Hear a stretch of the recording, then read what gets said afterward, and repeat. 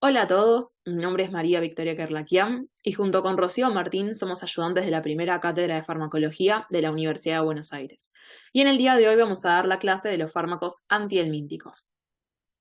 Bueno, les presentamos acá los contenidos de la clase. ¿Sí? En una primera instancia vamos a ver las generalidades de los parásitos, que van a ser justamente el blanco de acción de los fármacos antihelmínticos. Vamos a explicar la clasificación de fármacos antihelmínticos que utilizamos hoy en día, las características de algunos de estos fármacos y por último les vamos a dejar la bibliografía que utilizamos para realizar esta clase. Empecemos con generalidades. Para la parte de generalidades nos pareció interesante hacer una especie de repaso en microbiología, pero que sea lo más ameno posible. Por eso justamente vamos a plantear algunos interrogantes, ¿sí? Como por ejemplo, ¿qué es un parásito? ¿Cuál es la importancia que tienen? ¿Por qué es que estamos dedicando tiempo para su estudio? ¿Qué es el ciclo de vida de un parásito? ¿Y cómo se van a poder clasificar estos microorganismos? Empezamos con el primer interrogante. ¿Qué es un parásito? Los parásitos, como ya deben saber, son todo ser vivo que habita en la superficie o en el interior de otro ser vivo, del cual obtiene nutrientes y un medio adecuado para su desarrollo y o multiplicación y al cual puede causar daño, ¿sí? También es importante recordar que los parásitos son células eucariontes, ¿sí? Es decir, que van a presentar una membrana, proteínas asociadas, un sistema de endomembranas y organelas, ¿sí? Y decimos que es importante recordar esto porque, a diferencia de otro grupo de microorganismos que vamos a ver en este módulo, como lo son las bacterias, estas últimas son justamente organismos unicelulares, ¿sí? Y esto va a tener que ver mucho en los blancos de acción, los fármacos que vamos a utilizar para justamente tratar estas infecciones. Por otro lado, tenemos cuál es la importancia que presentan los parásitos, por qué es que estamos dedicando tiempo para su estudio, ¿sí? Y es importante tener en cuenta, como ya deben también saber, que los parásitos son agentes causales de una gran cantidad de infecciones. Pero digamos que la ventaja, entre comillas, que tienen estas infecciones parasitarias es que la mayoría no tienen una gran mortalidad, sino más bien van a dejar una importante morbilidad en los hospedadores, ¿sí? Y esto justamente tiene que ver más que nada con el grupo etario al cual pueden llegar a afectar, así como también la evolución a un curso más bien crónico, ¿sí? Estos van a ser los casos más bien de infecciones parasitarias graves. Porque de por sí los parásitos, como también pueden llegar a conocer o haber visto, tienen predominantemente predilección por lo que va a ser el grupo etario de más pequeños, ¿sí? Es decir, la población pediátrica. Así como también las infecciones parasitarias pueden tener tanto un curso agudo como un curso crónico. Y justamente cuando no son diagnosticadas o cuando tienen un tratamiento inadecuado o donde no se cumple el tratamiento, justamente pueden evolucionar de ser una infección aguda a ser una infección crónica. Y es por eso justamente que detectándolas a tiempo y tratándolas adecuadamente vamos a evitar que las infecciones parasitarias cobren una gravedad que no deberían tener. Por otro lado, vamos a ver qué es el ciclo de vida o ciclo biológico, justamente de los parásitos. Y vamos a ver que el ciclo de vida es todo el conjunto de etapas secuenciales en el desarrollo de un parásito. Y este ciclo de vida, o también ciclo biológico, lo van a poder encontrar, puede ser de dos tipos, directo o indirecto, también conocido como monoxénico o heteroxénico. La gran diferencia que van a presentar estos dos ciclos de vida es la cantidad de hospedadores en las cuales se van a desarrollar estas etapas secuenciales en el desarrollo de un parásito, ¿sí? En los ciclos directos o monoxénicos, todo el desarrollo del parásito ocurre en un solo hospedador, como es el caso de Ascaris lumbricoides, pero por el contrario, en los ciclos indirectos o heteroxénicos, el desarrollo del parásito ocurre en más de un hospedador, como por ejemplo es el caso de la tenia, ¿sí? La tenia van a poder ver acá que se desarrolla tanto parte en el ser humano como en el ganado, o porcino o bovino, ¿sí? Dependiendo de qué especie de tenia estemos hablando. Acuérdense también que existían distintos tipos de hospedadores y eso iba a tener más que nada que ver con qué forma del parásito se desarrollaba en qué hospedador. Por ejemplo, el hospedador definitivo era donde se desarrollaba la forma adulta del parásito, ¿sí? Y por último, tenemos justamente la clasificación de los parásitos, ¿sí? Los parásitos se van a poder clasificar en tres grandes grupos: los protozoarios, los helmintos y los artrópodos. Los protozoarios, recuerden que existían en dos formas, es decir, como lo ser la forma vegetativa y la forma quística. La forma vegetativa era la forma justamente que se utilizaba para la reproducción y era la causante del daño en el hospedador, mientras que la forma quística era la que nos servía para la transmisión, era como los quistes infectantes que tanto decimos. Dentro de los protozoarios encontramos, por ejemplo, las amebas, los flagelados, los ciliados y los coccidios, ¿sí? Y acá les dejo una imagen de justamente un trofozoito de Escherichia intestinalis, que seguramente lo habrán visto también en la cursada de microbiología. Dentro de los helmintos vamos a encontrar dos grandes grupos, ¿sí? De acuerdo más bien a la morfología que tengan estos parásitos, como lo son los platelmintos, que tienen más bien una morfología plana, o los nematodes, que tienen más bien una morfología cilíndrica, ¿sí? Los platelmintos a su vez se van a poder clasificar en cestodes o trematodes. Este grupo, los helmintos, van a ser un grupo de parásitos que vamos a desarrollar un poco mejor más adelante. Y por último tenemos los artrópodos. Dentro de los artrópodos vamos a ver tanto los insectos y los arácnidos. Dentro de los insectos, por ejemplo, tenemos por ejemplo, el Pediculus hominis, que es causante de la pediculosis, y dentro de los arácnidos tenemos a Sarcoptes cavei, por ejemplo, que es el agente etiológico de la sarna. Como les dije anteriormente, los helmintos es un grupo de parásitos que vamos a desarrollar en más profundidad, ¿sí? Porque como vimos antes, los helmintos pueden ser tanto nematodes o platelmintos. Y acá les hicimos un cuadro comparativo entre ambos tipos de helmintos, ¿sí? Que compara justamente distintos aspectos. Por ejemplo, ya les anticipamos que los nematodes son más bien de forma cilíndrica, mientras que los platelmintos, que como dijimos estaban tanto los trematodes como los estodes, podían ser los trematodes de forma ovalada, también la pueden encontrar como foliácea, es decir, de hoja, y los estodes más bien son los gusanos planos segmentados, ¿sí? La reproducción también es distinta porque los nematodes se reproducen vía sexual, mientras que los platelmintos son hermafroditas, es decir, que cada parásito tiene ambos aparatos reproductivos. El tracto digestivo también difiere, para los nematodes es un tubo digestivo completo y tubular, que se corresponde con la forma del parásito, mientras que en los platelmintos, por ejemplo, los trematodes tienen un tubo digestivo incompleto porque tiene un final ciego, es decir, que no presentan ano, mientras que los estodes directamente no tienen tubo digestivo. El número de hospedadores intermediarios también es variable, como hablamos anteriormente, también dependía según el tipo de ciclo biológico que presenta cada parásito. Y por último les dejamos algunos ejemplos, ¿sí? Y esto es importante tenerlo en cuenta porque saber los ejemplos nos sirve justamente para entender los espectros de los fármacos que vamos a ver más adelante, ¿sí? Por ejemplo, dentro de los nematodes encontramos Enterobius vermicularis, Ascaris lumbricoides, Trichuris trichuria, Necactor americanus y Ancylostoma duodenale, ¿sí? Y por ejemplo acá les dejamos una imagen de un adulto de Enterobius vermicularis, ¿sí? Que sí, quizás lo habrán escuchado como el agente etiológico de la oxyuriasis. Dentro de los trematodes, por ejemplo, encontramos a Fasciola hepática y a la familia de Schistosoma, y es aquí que les dejamos un ejemplo de quiste de Schistosoma manzoni. Y dentro de los estodes encontramos a las distintas especies de tenia, como la tenia solium o la tenia saginata, y a Hymenelepis nana. Y acá también les dejamos una imagen de un adulto de tenia solium. En segundo lugar, vamos a hablar de la clasificación de los fármacos antihelmínticos, ¿sí? Los fármacos antihelmínticos se van a poder clasificar en tres grandes grupos, según sean que modifiquen los microtúbulos, inhiban la síntesis de adenosindifosfato o induzcan una parálisis, ¿sí? Es decir, esta es una clasificación más bien por el mecanismo de acción que tienen los fármacos. Entonces, dentro de los fármacos que modifican los microtúbulos, vamos a encontrar los benzimidazoles y la nitazoxanida, ¿sí? Por otro lado, vamos a encontrar fármacos que inhiben la síntesis de ADP, como es el caso de la niclosamida, y en último lugar, fármacos que inducen parálisis, que vamos a ver que hay dos tipos de parálisis, según sea flácida, como es el caso, por ejemplo, de la ivermectina y de la piperacina, o sea una parálisis de tipo espástica, ¿sí? Como es el caso del praziquantel y del pamoato de pirantelo.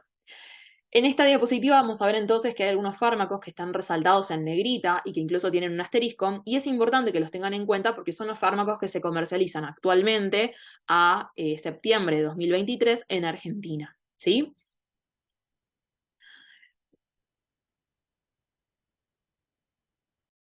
Bueno, y por acá les habla Rocío Martín, también ayudante de cátedra junto con Victoria, ya me conocerán de algunos otros videos anteriores. Y en esta segunda parte de la clase vamos a hablar un poco sobre las características que tienen estos fármacos que muy bien Victoria les ha clasificado anteriormente y vamos a resaltar aquellos que nos parecen más importantes para abordar la clase del día de hoy. Bueno, vamos a empezar por el grupo de los benzimidazoles, ¿sí? Que no por nada lo ponemos primero, ¿sí? Sino que es uno de los grupos farmacológicos más importantes para abordar la clase. Vamos a empezar hablando, como siempre, de su farmacodinámica o mecanismo de acción. Y como verán en la diapositiva, tenemos varios mecanismos de acción propuestos por la literatura, pero nos interesa destacar cuál es el mecanismo de acción principal y al que le debemos el efecto antihelmíntico en sí. Este mecanismo de acción va a ser la inhibición de la polimerización de microtúbulos por unión a la beta-tubulina parasitaria. ¿Qué quiere decir esto? Si ustedes recuerdan, los parásitos están compuestos por células eucariotas y a su vez estas células eucariotas, ¿sí? Si recuerdan, vamos a tener dentro los microtúbulos, que son estructuras que están compuestas por la polimerización de un dímero, y estos dímeros están compuestos a su vez por dos subunidades. Uno va a ser la beta-tubulina y la otra la alfa-tubulina. Estos dímeros se polimerizan, forman un microtúbulo y a su vez los microtúbulos dentro de la célula lo que van a hacer es mantener una homeostasis celular. ¿Por qué? Porque si recuerdan también, estos microtúbulos forman parte del citoesqueleto, también forman parte de lo que es el movimiento de las vesículas intracelulares y otra cosa muy importante es la formación del uso mitótico en la división celular. Entonces, cuando estos antihelmínticos, ¿sí?, se unen a la beta-tubulina parasitaria, van a impedir la formación del dímero y por ende van a impedir la formación del microtúbulo. Entonces, esto genera una desestabilización de la célula, va a haber una pérdida de la homeostasis celular, ¿sí?, porque intervienen todos los mecanismos importantes celulares, y eso va a generar que el parásito termine desprendiéndose y genera, como evento final, la muerte del parásito. Ese es el mecanismo de acción que nos parece más importante destacar. Luego vamos a tener otros mecanismos de acción, como por ejemplo ahí ven la inhibición de la fumarato reductasa mitocondrial. Si esta fumarato reductasa es una enzima que va a convertir el fumarato en succinato, ¿sí? Y es muy importante para el metabolismo microbiano, para la respiración anaeróbica que hacen estos microorganismos. Entonces, lo que va a hacer es generar una pérdida de esta respiración anaeróbica. Por otro lado, también se propone la inhibición del transporte de glucosa hacia el intracelular y la inhibición de la cadena de la fosforilación oxidativa. Es decir, que todo esto va a terminar repercutiendo en los niveles de energía celular, ¿sí?, de estas células eucariotas de los parásitos. Bien, y como les adelantaba, vamos a hablar de los principales referentes del grupo. Si tenemos al mebendazol, albendazol, tiabendazol, y puede ser que encuentren también al triclavendazol, sí, que no está escrito en la diapositiva, pero también es otro de los fármacos del grupo. En cuanto a su farmacodinámica ya lo hablamos, pero le dejamos acá lo que nos parece más importante que recuerden. Y en cuanto a su farmacocinética, vamos a hablar de las características en común del grupo y sus particularidades. En general, el grupo se va a administrar por vía oral y va a tener una baja biodisponibilidad por vía oral. Vamos a ver cuáles serían las características de cada uno. En cuanto al mebendazol, por ejemplo, tiene una absorción muy baja por vía oral y esto le supone una muy baja biodisponibilidad sistémica, ¿sí? Se dice que es del 22%. Y esto puede verse que se absorbe muy mal y además tiene un alto efecto de primer paso hepático, es decir, tiene alto metabolismo hepático. En cuanto a su distribución, tiene alta unión a proteínas plasmáticas y eso quiere decir que va a tener una baja acumulación en los tejidos. En cuanto a su metabolismo, y así como en común con el resto de los fármacos del grupo, se van a metabolizar por vía hepática, principalmente por metabolismo microsomal por el citocromo 3A4. Y en cuanto a la excreción, va a ser una excreción mixta, va a ser de tipo biliar principalmente, donde se va a ver la aparición del fármaco conjugado, y una excreción mínima también, pero importante, que va a ser la excreción renal, donde va a aparecer inalterado. Luego el albendazol tiene la particularidad de que, si bien tiene una baja biodisponibilidad por vía oral, tiene la particularidad que va a aumentar muchísimo con comidas grasas. Se vio que esta biodisponibilidad se va a aumentar cuando se consumen alimentos grasos y esto posiblemente sea porque intervienen las sales biliares que permiten una mayor absorción. Y recuérdenlo porque es tan importante que va a aumentar hasta 5 veces más la absorción por vía oral cuando se lo consume junto con las comidas grasas. En cuanto a su distribución, va a tener alta unión también, un poco menor a la del mebendazol. En cuanto a su metabolismo, es importante que también interviene el citocromo 3A4.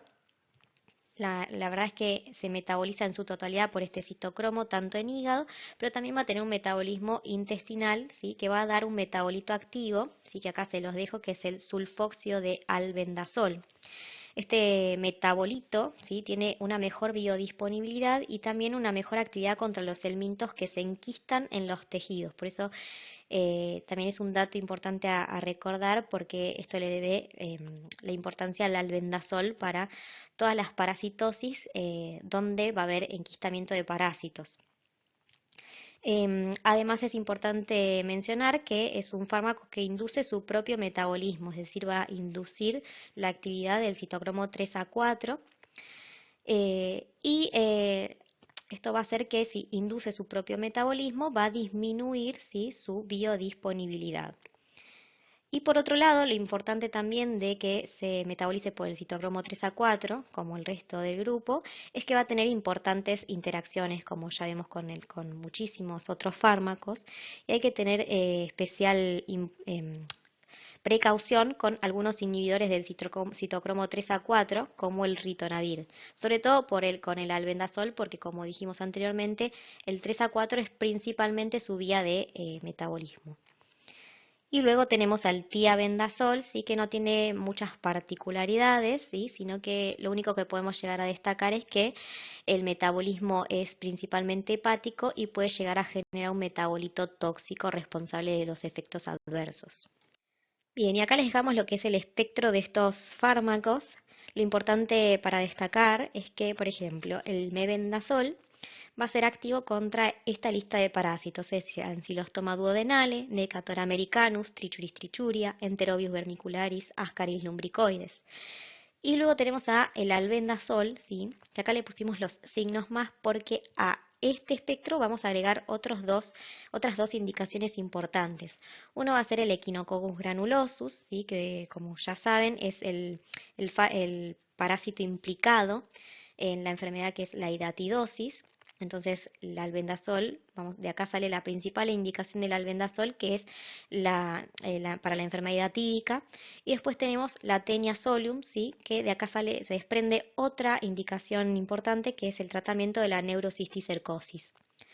Luego tenemos al tiabendazol, sí que más que nada va a tener actividad contra estos parásitos que están acá escritos, como el Ancylostoma brasiliensis y caninum, el Strongyloides stercoralis y la Trichinella spiralis. Bueno, como siempre es importante hablar de los efectos adversos de los fármacos. En el caso de los benzimidazoles, suelen ser bastante bien tolerados, en realidad tienen una baja incidencia de efectos adversos, se dice que es realmente del 1%. Lo más importante es que, y lo más frecuente, es que estos fármacos van a presentar efectos adversos a nivel gastrointestinal, sobre todo van a sufrir anorexia, náuseas y vómitos, dolor abdominal y diarrea, que es bastante frecuente, pero porque esto, junto al dolor abdominal, va a estar asociado a la expulsión de los vermes por vía intestinal. El resto de los efectos adversos, la verdad es que son bastante raros. Por ejemplo, tenemos las reacciones alérgicas como una expresión más leve, pero muchísimo más raro y grave sería el edema angioneurótico. El resto de los efectos adversos a nivel hepático, piel, por ejemplo, a nivel neurológico y a nivel de la médula ósea, son efectos que son más importantes en los tratamientos que son a largo plazo, es decir, tratamientos más bien crónicos, ¿sí? Por enfermedades como por ejemplo la enfermedad típica quística o la neurocisticercosis, ¿sí? Donde el albendazol va a ser un fármaco que se utilice a largo plazo. Entonces, estos pacientes, si bien al principio lo toleran bien, es decir, a un corto plazo solamente van a tener algún que otro efecto gastrointestinal, cuando se prolonga el tiempo de toma del fármaco, pueden llegar a aparecer efectos adversos que son más graves. Por ejemplo, el aumento de las transaminasas, ¿sí? Como un signo que nos da pistas sobre enfermedad hepática, ¿sí? Hepatotoxicidad, disfunción hepática, ictericia, colestasis intrahepática, que como digo son expresiones bastante raras y graves también.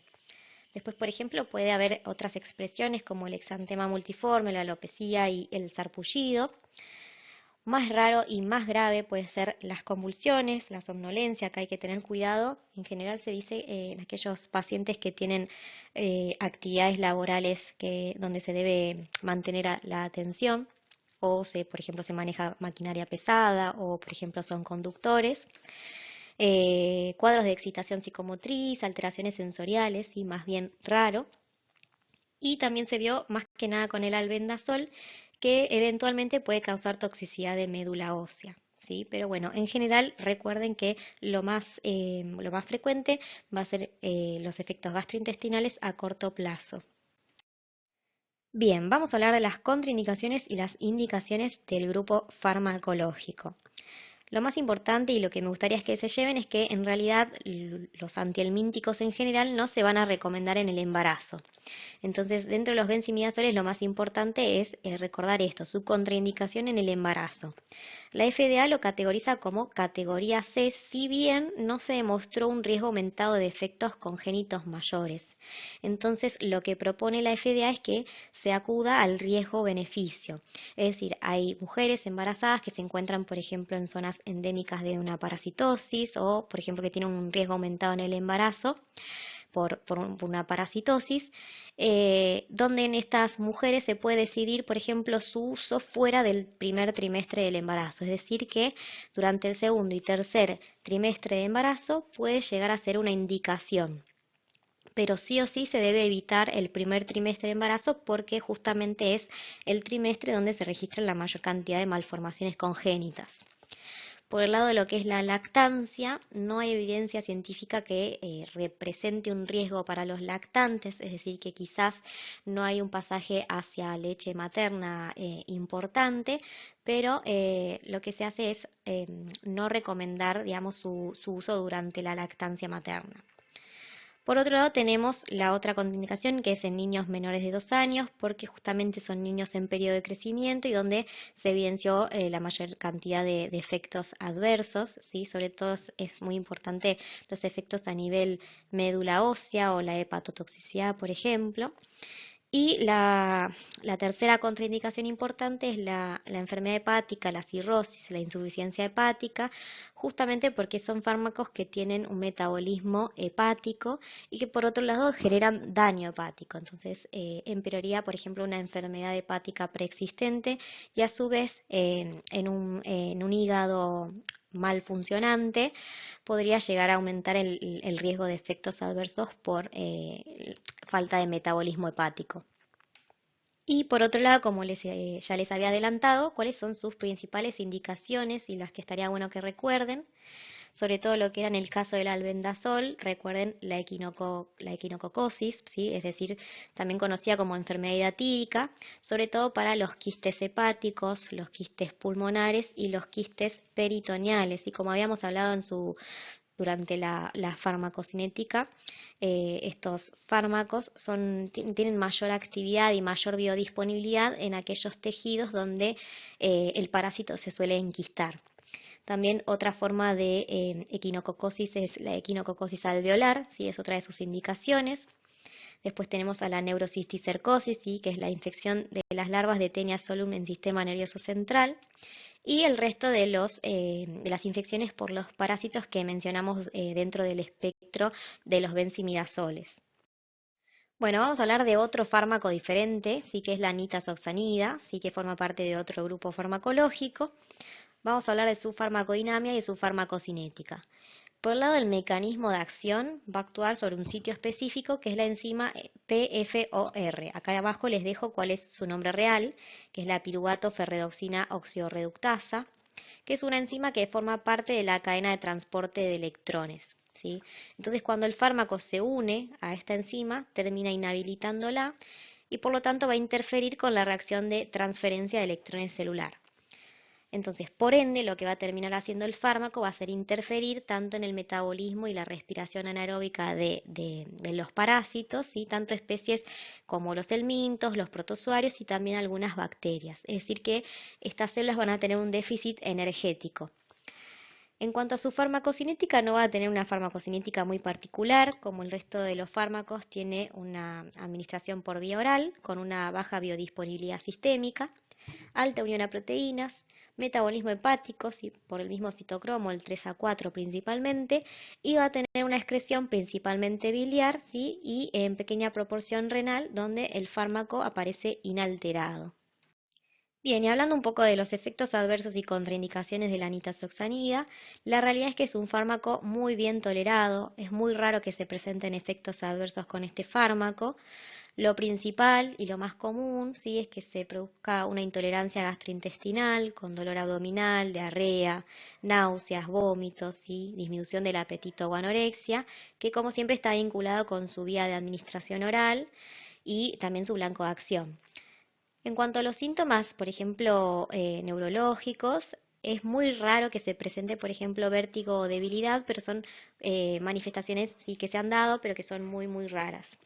Y en cuanto a otra manifestación que puede llegar a asustar al paciente es el cambio de coloración de la orina, ¿sí? Que puede ser un color amarillo intenso o puede tornarse de color verdoso. Y por otro lado, en cuanto a sus contraindicaciones, están contraindicados en bebés menores de 1 año, ¿sí? Porque suelen tener intolerancia o alta tasa de efectos adversos y también porque justamente son niños en crecimiento. Y también la hipersensibilidad en caso de presentarse se vuelve una contraindicación absoluta. Bueno, y como verán, la lista de espectro de indicaciones es bastante larga. Como habíamos hablado en su farmacodinamia, si bien es bastante específica la enzima donde actúa, puede intervenir con el metabolismo anaeróbico de muchas especies, ¿sí? Por ejemplo, no solo el minto, sino protozoarios y algunas bacterias. Por eso destacamos que acá tenemos una lista de helmintiasis, ¿sí? Por ejemplo, el Ascaris lumbricoides, Strongyloides estercoralis, Decator americanus, Ancylostoma duodenale, Trichuris trichuria, las tenias, por ejemplo, sino que también en algunos protozoarios, ¿sí? Como por ejemplo tenemos Giardia lamblia.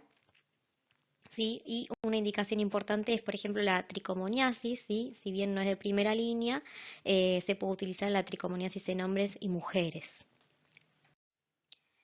Bien, y vamos a hablar del siguiente fármaco muy importante de la clase, que es la ivermectina. Y para eso les hicimos un gráfico para explicar su mecanismo de acción, que es importante que lo recuerden. Otra cosa muy importante que deberían recordar es que la ivermectina, no importa en qué microorganismo actúe, es decir, si actúa en un nematodo, por ejemplo, un artrópodo, va a terminar generando una parálisis flácida del parásito o del insecto. Entonces vamos a ver cómo termina generando esta parálisis flácida.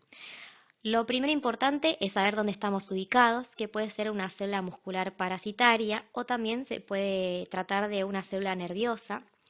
Lo más común es que sea una célula muscular parasitaria. Acá tenemos una membrana bilipídica, tenemos el extracelular y el intracelular. Como sabemos, el cloro se acumula en el extracelular. La ivermectina va a tener como blanco terapéutico unos receptores que son principalmente receptores de glutamato, pero también receptores de GABA, que van a estar unidos a unos canales, ¿sí? Que son canales clorosensibles. Son canales iónicos que permiten el pasaje de un ion de un lado al otro. La ivermectina, que acá está simbolizada en violeta, se va a unir a estos receptores, va a simular, ¿sí? El neurotransmisor y va a terminar generando la apertura del canal. Entonces, el cloro que estaba en el extracelular va a terminar acumulándose en el intracelular.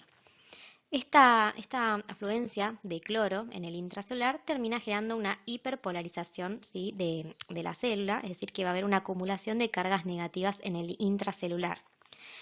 Como estábamos hablando de una célula muscular parasitaria, esta hiperpolarización celular termina generando una relajación muscular porque esta célula muscular no se va a poder despolarizar, entonces no va a poder ser transmitido el potencial de acción y en general no se van a poder abrir los canales de calcio y producir una contracción. Por lo tanto, lo que se va a producir es una parálisis flácida, ¿sí? Del parásito. Entonces, este sería el mecanismo principal de acción de la ivermectina, ¿sí? Recuerden la parálisis flácida. Y por otro lado, como se habló mucho durante la pandemia por COVID-19, va a tener también funciones antiinflamatorias y también inmunomoduladoras, ¿sí? Pero bueno, son funciones menos importantes. Bueno, acá le dejamos entonces cuál es su farmacodinamia de forma reducida, su farmacocinética, que no es muy particular, sino que tiene una farmacocinética bastante parecida al resto de los antihelmínticos, ¿sí? Se administra por vía oral.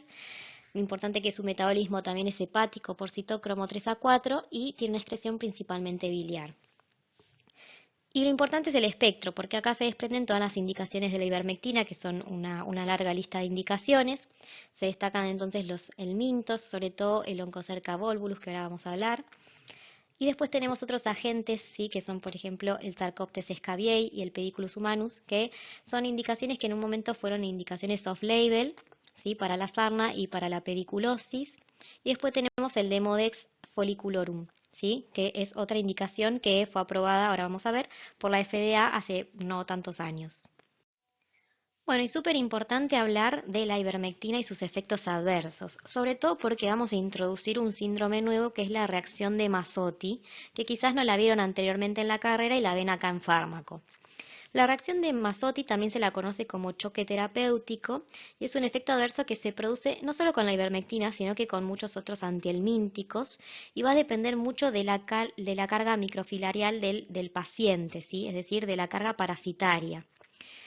Esta reacción es una reacción de tipo inmune, es decir, una reacción de tipo alérgica, donde en pacientes que tienen una elevada carga parasitaria se va a producir por la acción terapéutica del antiparasitario la muerte masiva de estos parásitos. La muerte masiva de los parásitos termina volcando en circulación una gran cantidad de antígenos, ¿sí? Y nuestra respuesta inmune va a terminar reaccionando a estos antígenos. Entonces, como efecto neto, va a terminar produciendo una reacción de hipersensibilidad masiva, ¿sí? De tipo multisistémica. Esta reacción de Masotti en general no suele pasar a mayor, es decir, que sus consecuencias no suelen ser tan graves, pero tiene formas graves de presentación.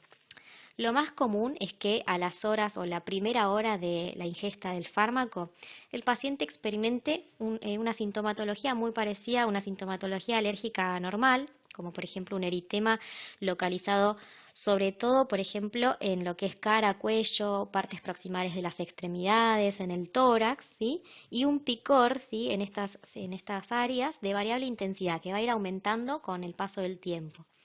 Además pueden tener fotofobia, congestión conjuntival o picor de nariz y la tos seca. Es decir, esto es importante porque se distingue de una tos catarral típica de una gripe. Hasta este punto el paciente se lo puede confundir con una crisis alérgica normal. Lo normal es que la reacción de Masotti se autolimite hasta acá. Esa es la consecuencia más el desenlace más frecuente. Pero puede ocurrir que en algunos pacientes se destaque un cuadro más de tipo inflamatorio que progresa más allá de las 6 horas, es decir, luego de 6 horas de la ingesta del fármaco se empieza a convertir en un cuadro inflamatorio con, por ejemplo, el edema de cara, adenopatías que son dolorosas, puede producirse fiebre alta, dolor en articulaciones y en músculo, puede producirse diarrea, hipotensión, taquicardia, ¿sí? Todas manifestaciones más graves, por ejemplo, también cefaleas intensas y que pueden despertar acá la preocupación del paciente. Lo más común es que esta reacción se autolimite a los días y más aún con la ayuda de, por ejemplo, AINES o de antihistamínicos para frenar la reacción. Eso sería la reacción de Masotti. Y por otro lado tenemos la encefalopatía de Loa, que es otra manifestación, ¿sí? Es un tipo de encefalopatía que se produce cuando la carga parasitaria es mayor a 30.000 parásitos por mililitro de sangre. Y es un tipo de encefalopatía bastante rara, ¿sí? Y que es muy, muy poco frecuente. Bien, y para terminar con la ivermectina, hablemos de sus contraindicaciones y sus indicaciones. Por el lado de las contraindicaciones, como ya les adelanté, casi todos los antihelmínticos contraindicados en el embarazo y suelen ser categoría C, es decir, que se utilizarán según riesgo-beneficio. Y las siguientes 3 contraindicaciones tienen alguna relación entre sí. ¿Por qué? Por un lado, los niños menores de 15 kilos, ¿sí? Y los lactantes, ¿sí? Que son los afectados por la lactancia, son pacientes que van a tener una barrera hematoencefálica inmadura. Y por otro lado tenemos aquellos pacientes que pueden ser adultos que tengan algún grado de compromiso de la barrera hematoencefálica. Entonces, estos pacientes que por un lado tengan inmadurez o compromiso de la barrera hematoencefálica van a ser muy susceptibles al mecanismo de acción de la ivermectina, que justamente interviene con neurotransmisores como el glutamato y GABA, es decir, que como saben son neurotransmisores que intervienen en un montón de reacciones neuronales y sobre todo en niños que están en periodo de crecimiento en relación a la neuroplasticidad y el desarrollo neurológico. Entonces se dice que son contraindicaciones absolutas en estos grupos poblacionales. Y bueno, por otro lado tenemos las indicaciones que ya medio les había adelantado. La principal es la oncocercosis, ¿sí? Que se produce es una enfermedad de microfilariasis en piel y en tejidos oculares. Otra es la filariasis linfática. Otra va a ser también muy importante la larva migrans cutánea por anquilostomas de perros o de gatos. Acá es importante destacar que la ivermectina también viene en forma tópica, ¿sí? Que se utiliza para estas formas cutáneas.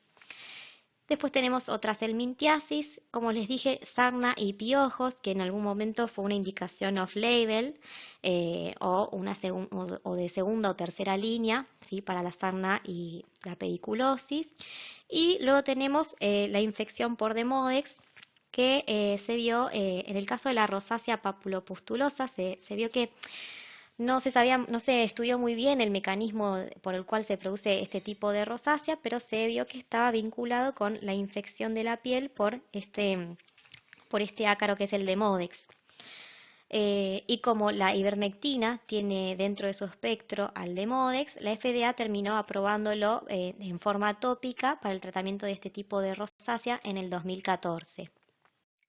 Bueno, pasando de fármaco, acá les presento el praziquantel, ¿sí? Que es un fármaco cuyo mecanismo de acción la realidad es que es incierto. Lo que sí se sabe es que actúa sobre un sitio específico, que es un canal de calcio, ¿sí? Que se encuentra en las células musculares parasitarias, que se llama canal de calcio variedad beta. Lo que va a hacer sobre este canal va a ser una apertura tónica, ¿sí? Del canal de calcio, por lo tanto, todo el calcio que se encuentra en el extracelular va a pasar hacia el intracelular y va a terminar generando la liberación de más calcio y eso un aumento de la contracción muscular. Entonces, la contracción muscular tónica del parásito termina generando una parálisis espástica y luego su desprendimiento, ¿sí? El desprendimiento del parásito del sitio donde está unido. Ahora, esto es importante distinguirlo de la ivermectina que genera una parálisis flácida por una hiperpolarización de las células, ¿sí? Una disminución de su despolarización y por lo tanto disminución de la contracción del parásito.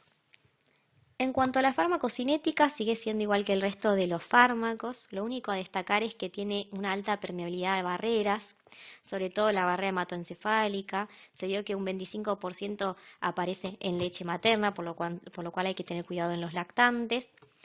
El metabolismo es hepático, ¿sí? Por una gran variedad de citocromos, no solo el 3A4. Y en cuanto a su excreción, sí va a ser al revés que el resto de los fármacos. Va a tener en su mayoría una excreción renal y un 30% una excreción biliar. Y en cuanto al espectro es bastante reducido, ¿sí? Pero bueno, vamos a destacar que actúa sobre una gran variedad de especies de esquistosoma y en las tenias aginata y solium. Bueno, y hablemos de las contraindicaciones, efectos adversos e indicaciones del praziquantel.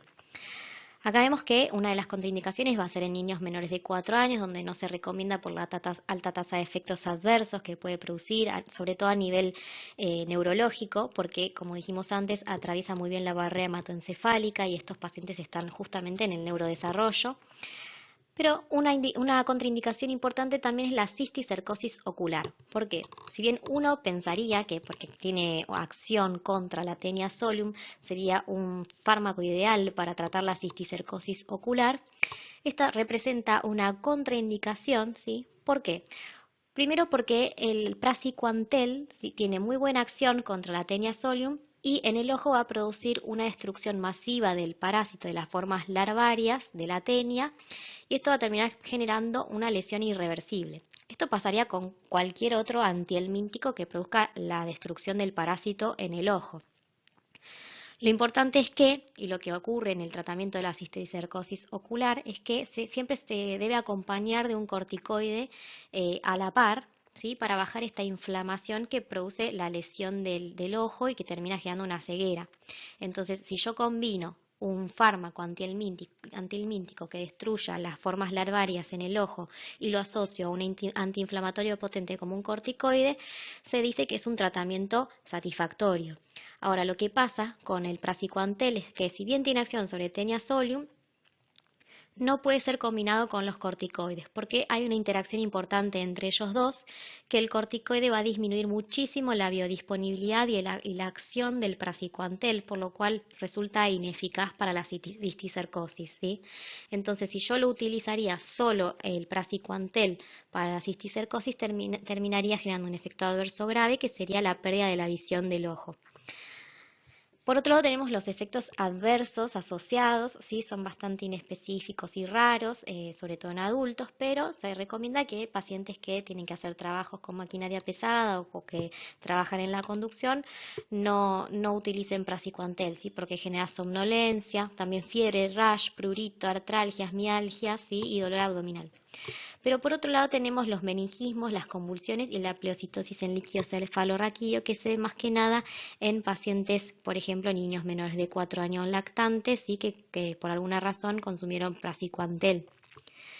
Y por otro lado tenemos las indicaciones, ¿sí? Que dijimos que lo principal es en todas las variedades de esquistosomiasis y en la neurocisticercosis, que también se la puede utilizar como segunda línea de tratamiento.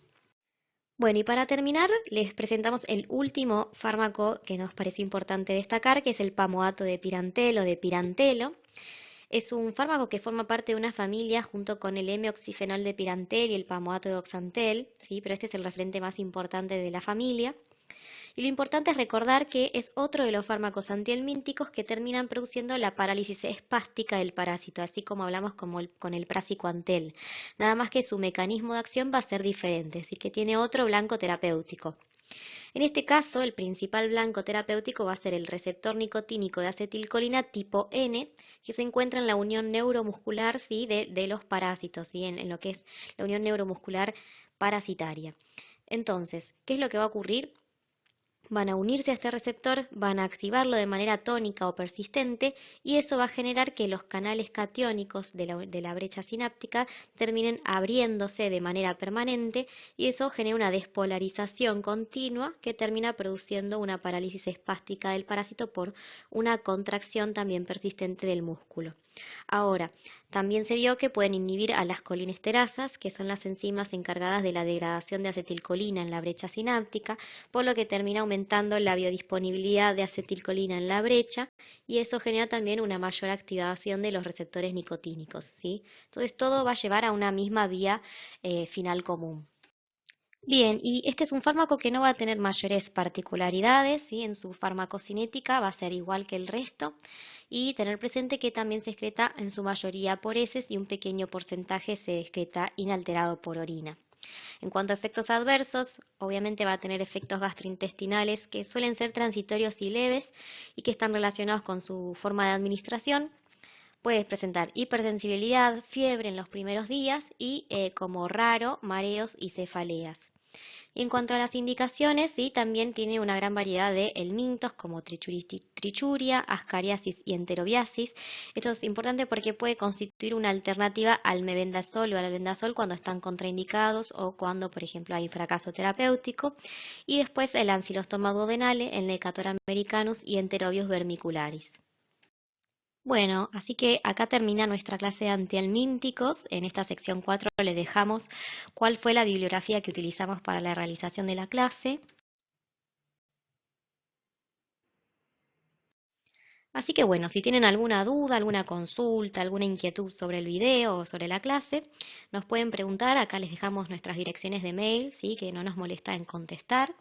También nos pueden cruzar por la cátedra en algún salón de fármaco. Y bueno, con Vicky esperamos que la clase les haya resultado amena y que les sirva y que puedan organizarse con esta ayuda que les representa la clase. Les mandamos un beso grande y nos estaremos viendo por ahí por la cátedra.